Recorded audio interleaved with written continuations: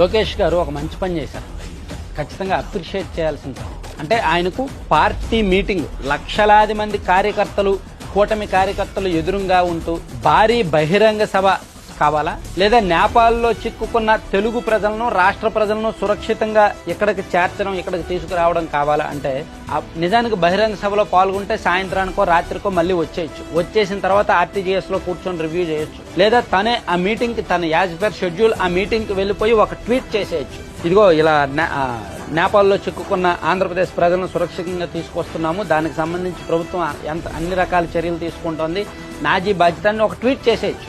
Tweet చేస్తే చాలు. కానీ లోకేష్ గారు కేవలం ట్వీట్తో వదిలిపెట్టరు, తాను ఫిజికల్ గా ఉంటేనే పని అవుతుంది అని నమ్మారు. సో అందుకే అనంతపురం వెళ్లాల్సిన ఆయన, లక్షలాది మందితో బహిరంగ సభ నిర్వహించాల్సిన ఆయన పవన్ కళ్యాణ్ గారితో, చంద్రబాబు గారితో, మాధవ్ గారితో పాటు వేదిక మీద మాట్లాడాల్సిన లోకేష్